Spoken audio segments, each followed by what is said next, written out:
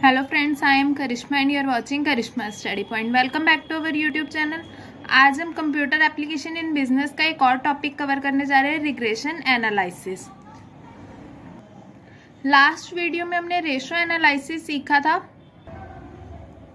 अगर आपने वो वीडियो नहीं देखी तो आप प्लेलिस्ट में जाकर चेक कर सकते हैं और उसका लिंक मैं आपको डिस्क्रिप्शन में दे दूंगी। चलिए रिग्रेशन एनालिसिस की शुरुआत करते हैं। सबसे पहले जान लेते हैं रिग्रेशन एनालिसिस क्या होता है। और बीकॉम फाइनल में कंप्यूटर के सब्जेक्ट में इसमें से क्वेश्चन जरूर आएगा। Regression analysis, it shows the relationship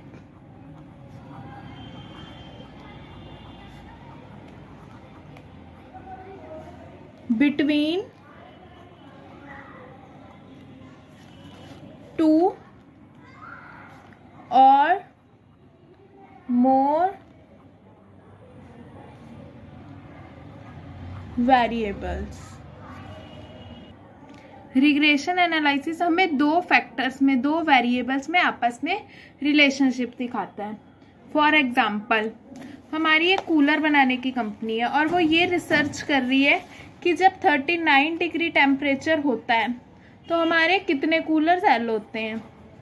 उसके बाद टेम्परेचर हो गया 40 तो कितने सेल होंगे, 42 हो गया तो कितने सेल होंगे। इस तरह से जैसे उसने 2012 में मान लीजिए एक रिकॉर्ड बनाया कि 39 डिग्री टेम्परेचर पे कितने सेल हुए, 40 पे कितने सेल हुए, 42 पे कितने सेल हुए। उसके बाद वो अगले साल अगर मान लीजिए 2013 में वो ये एनालाइज करना चाहे तो वो लगभग ये अंदाजा लगा सकती है कि इतने डिग्री अगर टेम्परेचर चल रहा है तो कितनी हमारी सेल होगी और हमें कितनी प्रोडक्शन की ज़रूरत है। रिग्रेशन एनालिसिस वो होता है जिसके ऊपर ये दोनों डिपेंड करते हैं, ये दोनों आपस में रिलेशनशिप है। अगर ये बढ़ेगा तो यहाँ पे सेल बढ़ती जाएगी, ये बढ़ेगा ये सेल बढ़ती जाएगी, ये टेम्परेचर बढ़ेगा तो सेल बढ़ती जाएगी। अब इसमें से होते हैं डिपेंडेंट वेरिएबल। दो तरह के वेरिएबल्स होते हैं, डिपेंडेंट और इंडिपेंडेंट। डिपेंडेंट को हम y बोलते हैं और इंडिपेंडेंट को हम x बोलते हैं। इसमें डिपेंडेंट वेरिएबल क्या है, सेल्स हमारी डिपेंडेंट वेरिएबल है जो हमारे इस पे डिपेंड कर रही है कि हमारा टेम्परेचर कितना, और टेम्परेचर एक नेचुरल चीज है जो किसी पर भी डिपेंड नहीं है। तो ये हमारा x हो गया और सेल हमारी y हो गई। अब हम इसकी एक डेफिनेशन भी दे सकते हैं।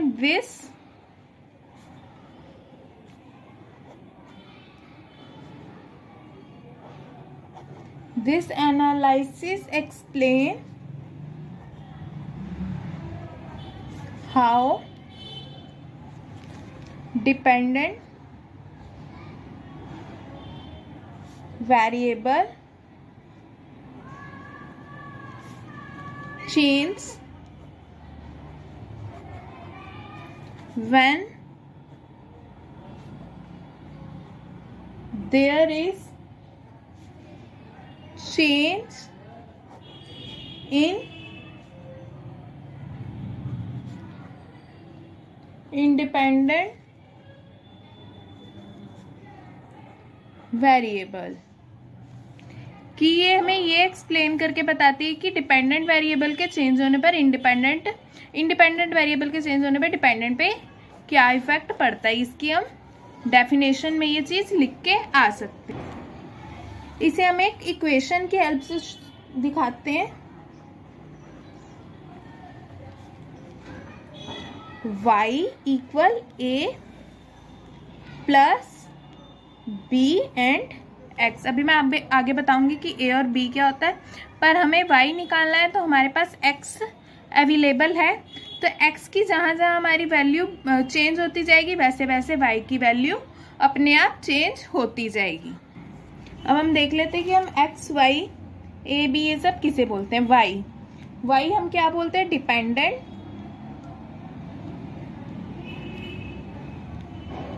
Variable. a equal y intercept point where line intersect at axis।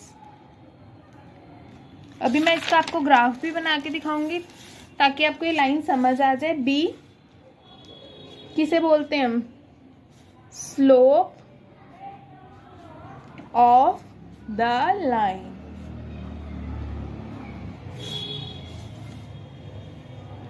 आगे हम एक्स किसे बोलते हैं वो मैं आपको पहले ही बता चुकी हूँ।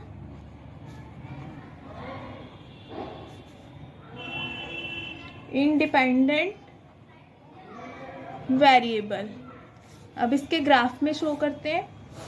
ये हमने ग्राफ ले लिया है,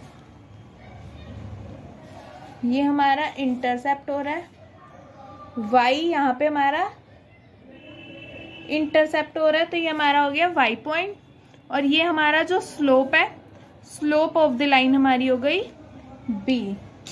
तो ये हमारा हो गया रिग्रेशन एनालिसिस का ग्राफ।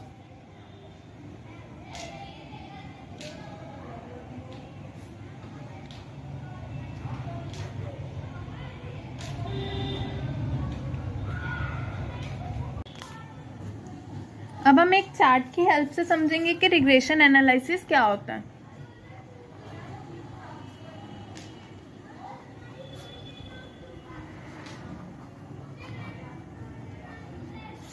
इसके लिए हमें 2 टाइप्स के फॉर्मूलेस की जरूरत पड़ती है। Regression analysis in spreadsheet required to use 2 types of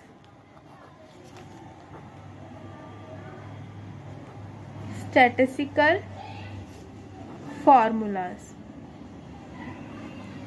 अब वो 2 फॉर्मूलाज कौन से हैं? फर्स्ट इंटरसेप्ट, सेकंड हमारा ये स्लोप। अब इंटरसेप्ट का हमारा फॉर्मूला क्या होता है? INTERCEPT। स्पेलिंग ध्यान से देख लीजिएगा। Non y post of S non, ये हमारा इंटरसेप्ट का फॉर्मूला हो गया। नेक्स्ट फॉर्मूला है हमारा स्लोप का। Non y post of x non x post of x, ये हमारा स्लोप का फॉर्मूला हो गया। अब इंटरसेप्ट हमारे लिए क्या कैलकुलेट करता है? Function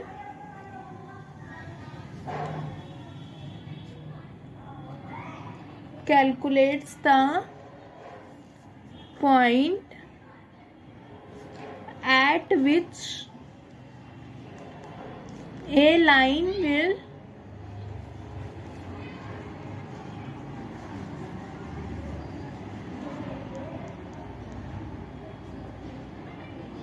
intersect the y axis by using x values and y values। अब हम आगे देखते हैं कि हमारा स्लोप क्या कैलकुलेट करता है। This function is used to define the steepness of A line और एंगल ऑफ रिग्रेशन लाइन। जो हमारा इंटरसेप्ट होता है वो ये बताता है कि हमारा इंटरसेप्ट पॉइंट का है कि वाई लाइन को किस पे काटेगा और इसकी कितनी स्टीपनेस है, ये हमें स्लोप बताता है कि यहाँ पे आ रहा है तो इसकी कितनी स्टीपनेस है, ऊपर चला गया तो इसकी कितनी स्टीपनेस है, ये हम स्लोप के फॉर्मूले से पता कर सकते हैं।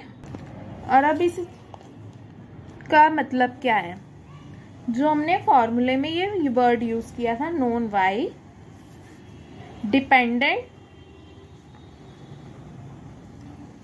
सेट ऑफ डाटा और नॉन एक्स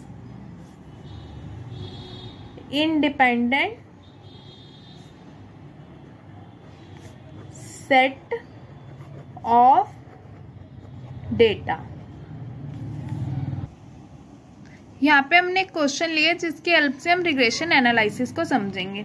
यहाँ पे हमें एक डाटा दिया गया जिसमें dependent delivery time in days दिया गया, इंडिपेंडेंट दिया गया। इंडिपेंडेंट यानी कि हमारा जो हो गया x और डिपेंडेंट जो हमारा हो गया y, और हमें एस्टिमेट डिलीवरी टाइम कैलकुलेट करके देना। ये क्वेश्चन से ही पता चल रहा है कि कोई ऐसी चीज़ है जो डिलीवरी करने की कोई कंपनी है कि 5 दिन में सामान पहुंचाने पे 725 डिस्टेंस कवर करने में 5 दिन लगते हैं, एक कवर करने में 115 मील्स कवर करने में 1 दिन लगता है, 3 दिन में 510, इस तरह से कितनी माइल्स कवर होती हैं। अब हम आगे कैलकुलेट करके दिखाते हैं। अब आंसर इन सेल A13 में हमने क्यों किया, क्योंकि A12 तो हमारा यहीं पे ही कवर हो चुका है, तो आगे किसी और सेल में हम कवर करेंगे। एक लाइन छोड़ दी तो A14 हो गया, 15 हो गया, ऐसे किसी भी सेल में ले सकते हैं। तो हमने नेक्स्ट सेल लिया A13। Compute intercept. हमने पीछे सीखा था कि इंटरसेप्ट और स्लोप हमें 2 चीजें निकाल के दिखानी है, तो हमें इंटरसेप्ट निकालना है। इंटरसेप्ट का फॉर्मूला क्या है, A4 ratio A12 B4 ratio B12। ये हमने क्यों लगाया, A4 से A12 तक हमने रेंज सिलेक्ट कर ली, फिर कोमा देके हमने y की रेंज सिलेक्ट कर ली B4 से लेके B12 तक, तो ये हमारा निकला है इंटरसेप्ट। नेक्स्ट हम निकालेंगे इन सेल A14 में हम क्या निकालेंगे, स्लोप। अब स्लोप की भी हमने रेंज सिलेक्ट करनी है, A4 to A12 B4 to B12, A4 to A12 range हमने वही सिलेक्ट करनी है, क्योंकि दोनों फॉर्मूले हम देख सकते हैं इसमें फॉर्मूला आगे का यही है, बस इंटरसेप्ट और स्लोप वर्ड हमें चेंज करना है। तो इस तरह से हमारा स्लोप निकल आया। तो हम इसे फर्स्ट में निकाल के उसके बाद सेम ड्रैग एंड ड्रॉप करते चले जाएंगे। और इसे ड्रैग एंड ड्रॉप करने के लिए हमें क्या करना पड़ेगा, आगे हमें करना पड़ेगा इसको, इनका जो भी फॉर्मूला है इसे हमें सेल रेफरेंसिंग फिक्स करनी पड़ेगी। तो ये फॉर्मूला जो हम पीछे इक्वेशन थी y = a + bx, इस फॉर्मूले में से पुट कर देंगे। हमें क्वेश्चन में कोई भी कैलकुलेशन करके पेपर में नहीं दिखानी है, सिर्फ हमें सही सिंटेक्स देके करके आना है पेपर। आगे हम copy this same formula from cell C5 to C12। आगे हमें यही कॉपी करके फॉर्मूला C5 से C12 तक कवर कर देना है। आई होप फ्रेंड्स आपको समझ आ गई होगी रिग्रेशन एनालिसिस क्या होता है और इसे किस तरह से पेपर में प्रेजेंट करके आना है। अगर वीडियो अच्छी लगी हो तो वीडियो को लाइक कीजिए, शेयर कीजिए और कमेंट बॉक्स में कोई भी डाउट हो तो आप पूछ सकते हैं। चैनल को सब्सक्राइब कीजिए ताकि आपको आने वाली वीडियोस की नोटिफिकेशन मिल सके। Stay connected. थैंक